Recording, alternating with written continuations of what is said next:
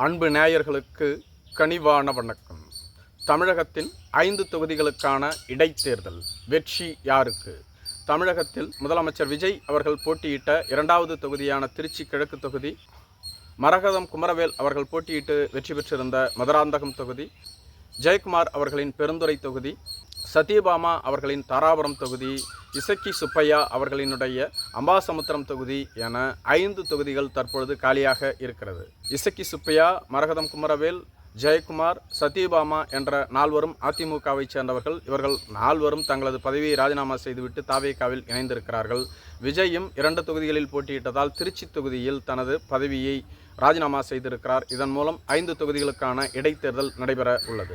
இந்த 5 தொகுதிகளுக்கான இடைத்தேர்தலில் ஆளும் அரசான தாவேகாவிற்கு மிகப்பெரிய வாய்ப்பு இருப்பதாக சொல்லப்பட்டு வருகிறது. எப்பொழுதுமே இடைத்தேர்தல் என்றால் அது ஆளும் அரசிற்கு சாதகமாகத்தான் இருக்கும்.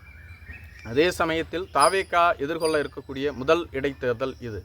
அதே சமயத்தில் அதிமுக, திமுக போன்ற கட்சிகள் இடைத்தேர்தலில் ஏற்கனவே பல்வேறு ஃபார்முலாக்களை அப்ளை பண்ணி வெற்றி பெற்றிருக்கிறார்கள். குறிப்பாக அதிமுக என்றால் அது ஆர்கே நகர் இடைத்தேர்தல், சாத்தான்குளம் இடைத்தேர்தல் போன்றவற்றை கூறுவார்கள். இதேபோன்று திமுக என்றால் திருமங்கலம் இடைத்தேர்தல், திருச்செந்தூர் இடைத்தேர்தல், ஈரோடு கிழக்கு இடைத்தேர்தல், விக்கிரவாண்டி இடைத்தேர்தல் என பல தேர்தல்களை கூறுவார்கள். இவர்கள் அனைவருமே இடைத்தேர்தலில் வேறு ஒரு ஃபார்முலாவை அப்ளை செய்திருப்பார்கள். இப்படித்தான் தற்பொழுது தமிழகத்தில் 5 தொகுதிகளுக்கான இடைத்தேர்தல் நடைபெற உள்ளது.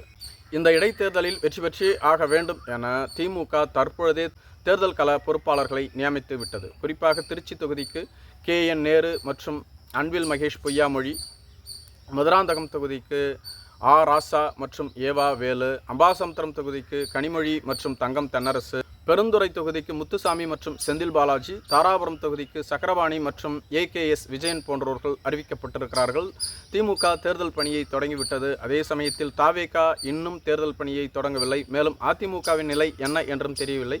மேலும் அதிமுக இந்த தேர்தலில் கண்டிப்பாக போட்டியிடும் என்றும் சொல்லப்பட்டு வருகிறது. காரணம், 4 சட்டமன்ற உறுப்பினர்கள் அதிமுகவை சேர்ந்தவர்கள்தான். எனவே கொங்கு மண்டலத்தில் அமைந்துள்ள பெருந்துறை மற்றும் தாராபுரம் தொகுதிகளில் அதிமுகவிற்கு நல்ல செல்வாக்கு இருக்கிறது. எனவே அவர்கள் போட்டியிடுவதில் தயக்கமில்லை. திமுகவும் போட்டியிட தயாராகிவிட்டது.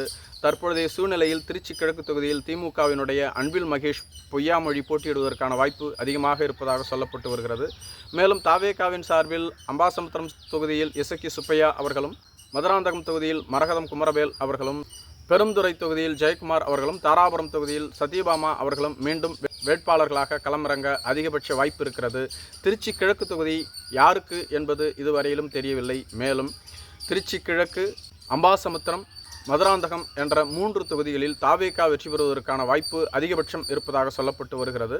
அதே சமயத்தில் இந்த 3 தொகுதிகளிலும் தாவேகாவிற்கு மிகப்பெரிய டஃப் கொடுக்க திமுக திட்டமிட்டு இருப்பதாக சொல்லப்பட்டு வருகிறது. சமீபத்தில் விசிகாவிலிருந்து திமுகவில் இணைந்த பனையூர் பாபு மற்றும் மல்லை சத்யா போன்றவர்களை இங்கு நிறுத்த திமுக திட்டமிட்டு இருக்கிறது. இதன் மூலம் அங்கு கடுமையான போட்டி ஏற்படும். மேலும் அதிமுக கூட்டணியில்தான் பாமக இருக்கிறது. பாமக ஏற்கனவே தாவேகாவை எதிர்த்து பொது வேட்பாளரை நிறுத்த வேண்டும் என்று கூறியிருக்கிறார்கள். ஒருவேளை அதிமுக, பாமக, திமுக என அனைவரும் ஒருங்கிணைந்து பொது வேட்பாளரை நிறுத்தினால் அது தாவேகாவிற்கு மிகப்பெரிய சிக்கலை ஏற்படுத்தும். அதே சமயத்தில் தற்பொழுது தாவேகாவோடு காங்கிரஸ் கட்சி, CBI, CBM, IUML, விசிகா போன்ற கட்சிகள் இருப்பது அவர்களுக்கு கூடுதல் பலத்தை ஏற்படுத்தும். இதேபோன்று அம்பாசமுத்திரம் தொகுதியில் காங்கிரஸ் கட்சி பலமாக இருக்கிறது.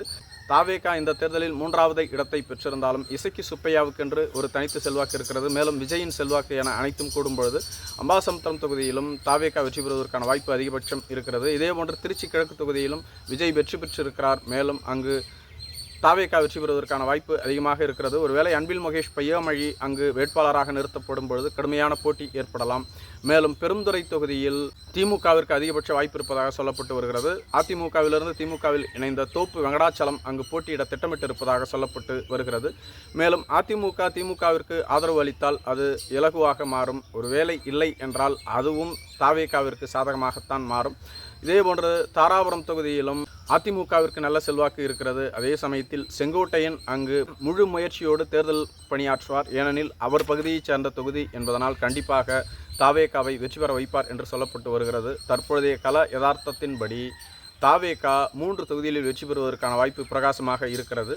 திமுகவிற்கு அதிமுக ஆதரவு அளித்தால் ஒரு தொகுதியில் வெற்றி பெறுவதற்கான வாய்ப்பு இருக்கிறது.